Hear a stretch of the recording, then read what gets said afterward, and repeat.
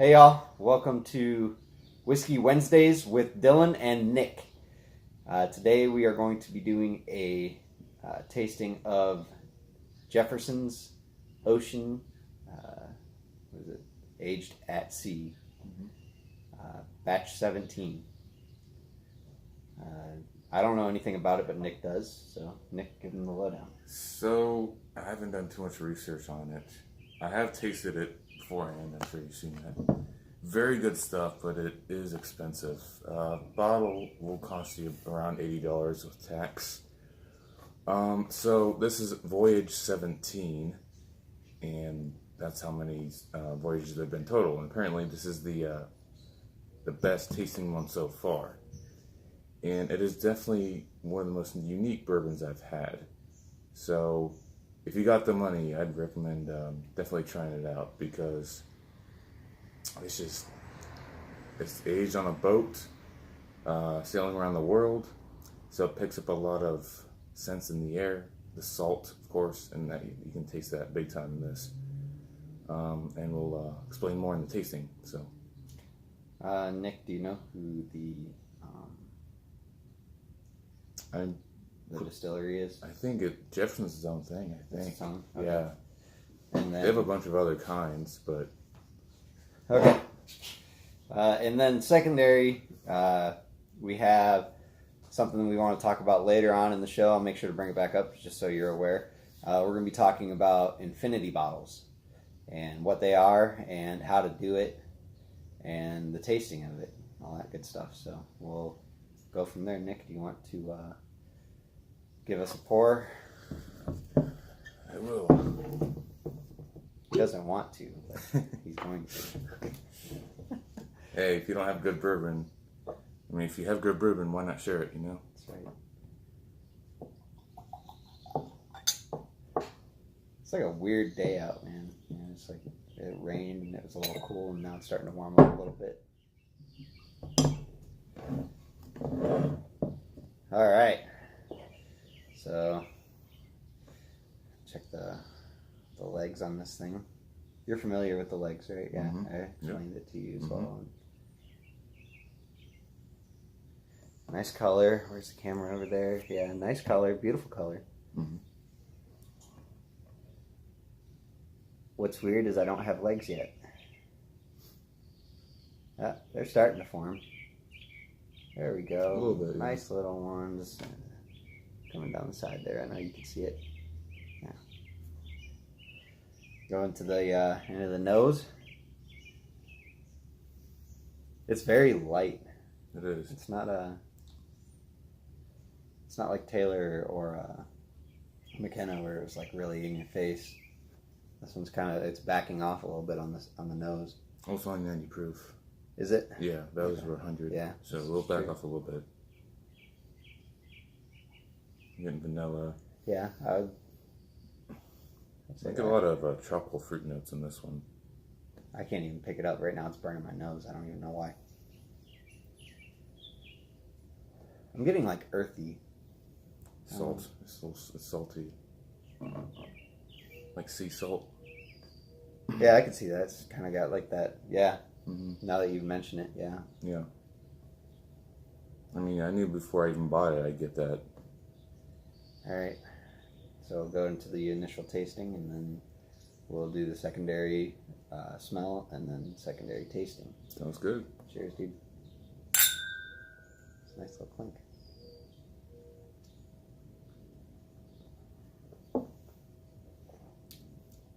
Pepper. A little bit. It's more salty. Salty on the I front. get like a slight. See, so when you said salty, I was thinking like.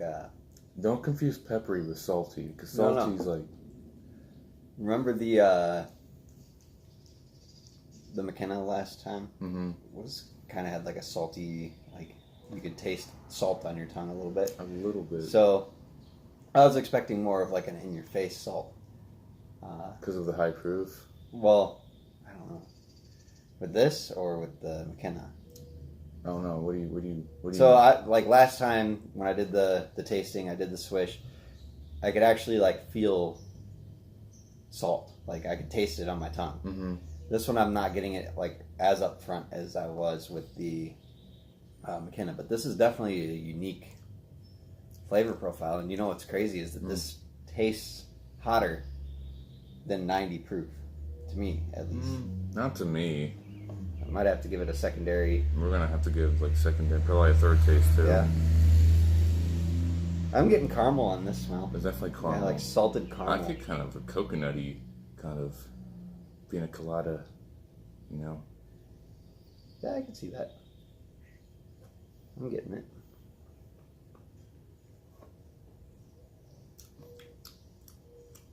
Banana. I get banana on the second taste.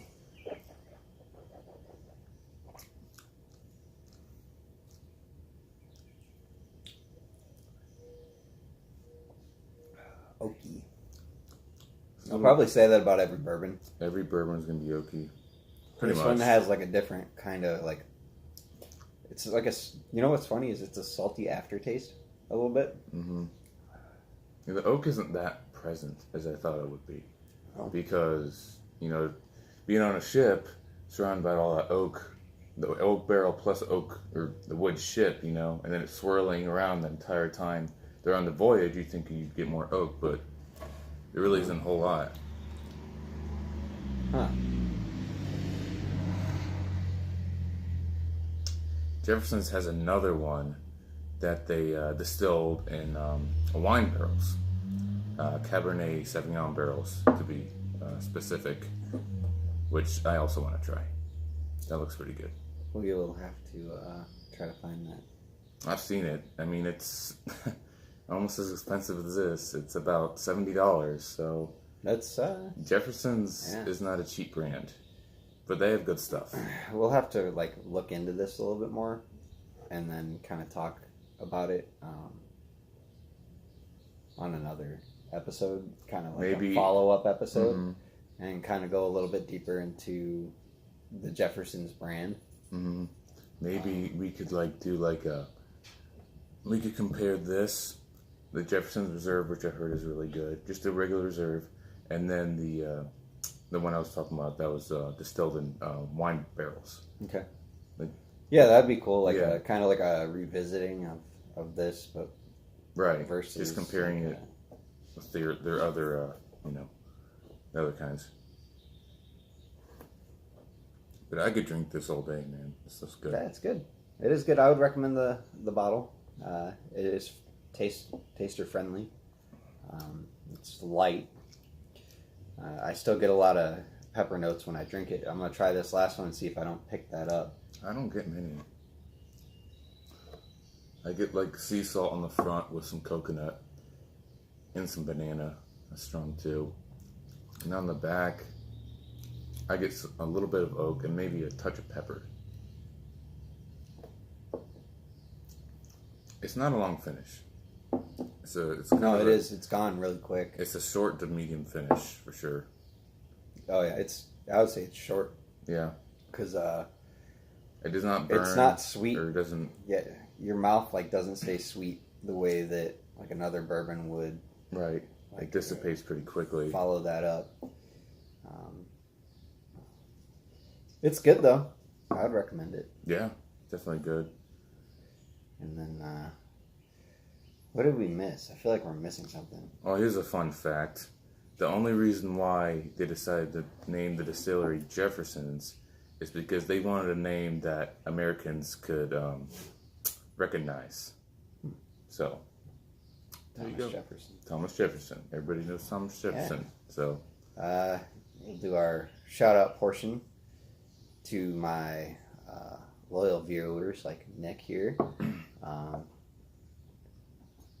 Peter, D-Guard, and Drew.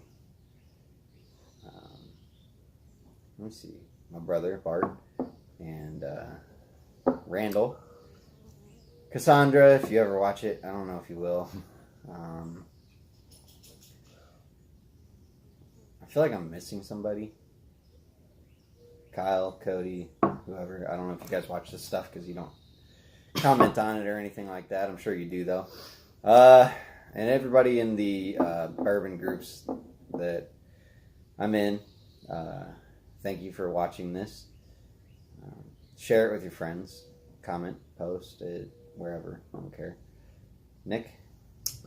Sarah, shout out. And Grandpa, I know I've sent you the first video and you kind of liked it, so keep on watching. What's up, Nick's grandpa? He's in the bourbon too. Nice. Yeah. Nice. And I think that this is going to conclude our review of Jefferson Ocean. But we still got Voyage 17. We do have the second part. Right. So we will push this off.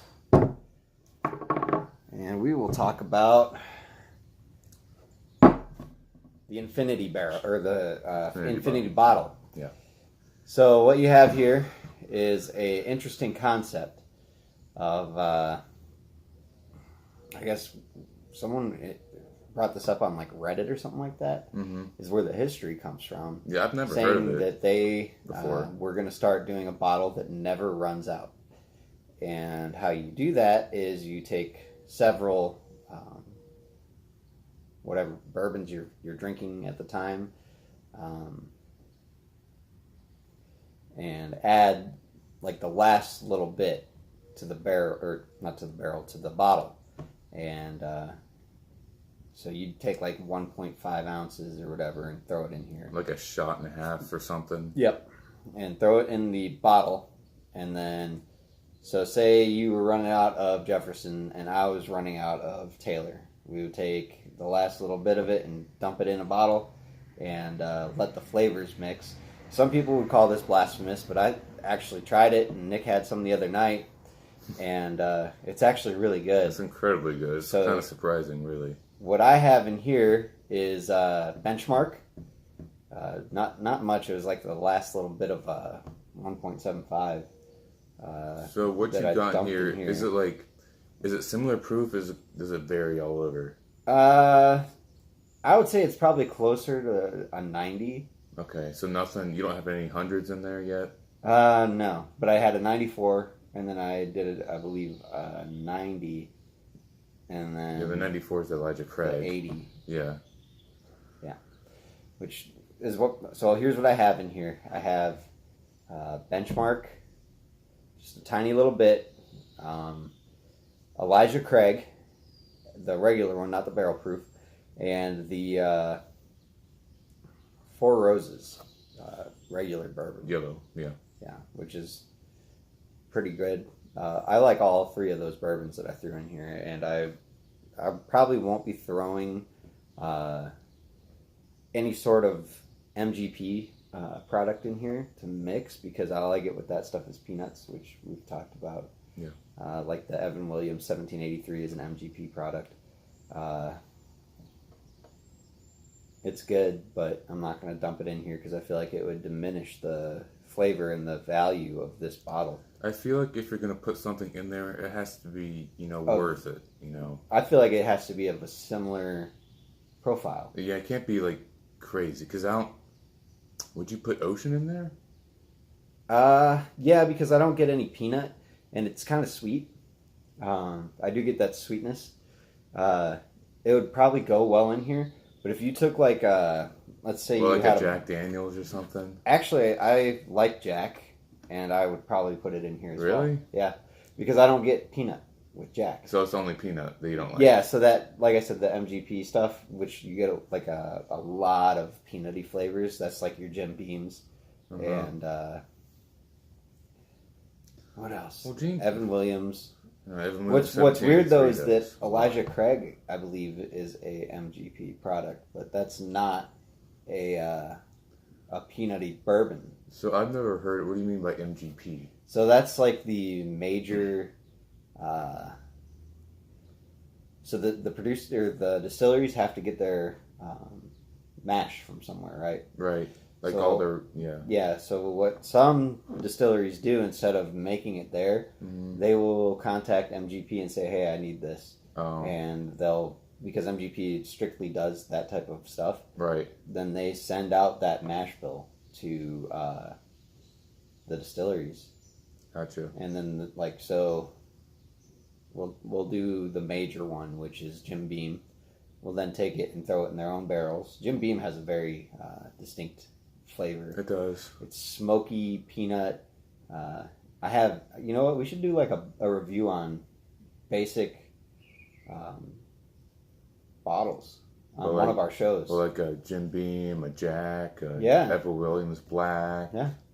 Wouldn't even have to Kentucky Tavern, just like lower, like entry level bourbon, Ancient Age, and try and see where, or like benchmark stuff like that, and see the flavor profiles and see how they vary, because I've had, what was it, the Jim Beam Double Oak, which was really good, except for the fact that it's super smoky, and I would probably say it's more of like a mixing bourbon than anything. I feel like most of Jim Beam, any like really beginning bourbon can mix really well, and they don't really stand very well on their own. Like I like Jim Beam's Devil's Cut, which is pretty good, but Can't drink it. It's very strong in the caramel and apple notes. It's very sweet to me. I don't know. I feel like it'll go good in like a Coke or something. Yeah. Anyway, we're getting off topic. I would highly recommend doing the Infinity bottle. It's, as the article that I was reading last night says, it's unique to you. So no one else in the world is going to have the same bottle of bourbon based off from that Infinity bottle that you have. And some people are doing like Japanese and Irish whiskeys. Irish and Scotch. And they're mixing it all into one thing. I'm not and sure they're if drinking I it would like do that. that. Now, as a bourbon drinker, you probably wouldn't, because especially the stuff that we drink, it would probably be an insult. I feel like it would standard. destroy all the bourbon flavors in there. From what I've heard about those ones that you were looking for, is Uh-huh. that they're based off from American whiskeys. They try to like match that standard of the same flavors, but they can't call it bourbon because it's made overseas, right? Uh-huh. And so bourbon has to be made in the United States and be at least 51% corn. Right. Uh-huh. And I wouldn't mix a rye in here either. That's the other thing. Yeah. So like ryes were on the list of things that people were separating, but they had multiple Infinity bottles going. Yeah. Where they would have a rye, a bourbon, and then I think a lot of people were doing like Scotch and Irish whiskey together. I feel like to kind of mellow it out. I feel like Irish whiskey's kind of going any because it's so light. I could see it. Yeah. I know Peter was saying something about adding Scotch to the bourbon one to try and get it like a little bit of smoke, I think is what he was saying. Yeah, Scotch is typically pretty smoky. So, it would be an interesting concept going there. But as far as like this one will only be bourbon. There's a whole debate on a bunch of stuff too, as far as what is bourbon. Some people would call Jack Daniel's bourbon. No, but it's Tennessee whiskey. Right. However, Jack Daniel's meets every marker of bourbon, except for the fact that it's not made in Kentucky, and that they do the charcoal filtering. But literally everything else about the bourbon of the Tennessee whiskey is bourbon. Right. So the mash bill is all bourbon. Like you look at it, it lines up with like, a lot of like Buffalo Trace and stuff like that matches up with the mash bill of Jack Daniel's.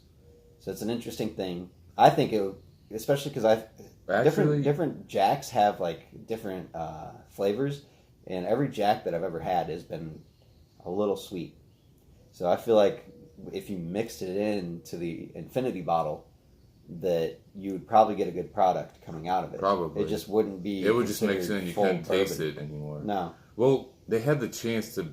They actually could be called bourbon, but they wanted to be called Tennessee whiskey to set themselves apart, and that's why. Same thing with Dickel, right? Tennessee whiskey. And that's a big thing. I thought Probably, it was a bird.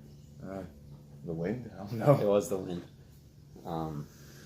Yeah. So, Nick, do you have anything you want to add about the Infinity bottles? Maybe something you read or. I had an idea. If you're not very good at saving your whiskey, I would pour a shot and a half. I actually thought about doing this.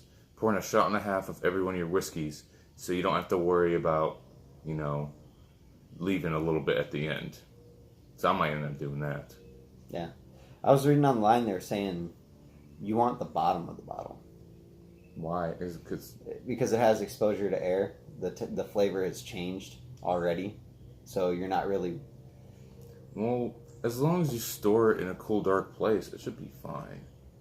Maybe. And as long as an open bottle of whiskey without changing its flavor lasts, if it's in a cool, dark place, 2 or 3 months. So keep that in mind. But, who's going to open one bottle at a time, right? That's right. It's not fun. All right. I got nothing else. All right. You good? I'm good. All right, y'all. This week's review was the Jefferson Ocean, Voyage 17, aged at sea. It was pretty good. It's a very small batch. Gets my stamp of approval. Hoping to see it on here again. Hoping to see you guys again as well. And from now on, Nick will be here doing reviews with me. We're going to try to get a guest panel going at some point in time. And that's all I got. Y'all have a good week. We'll see you next time.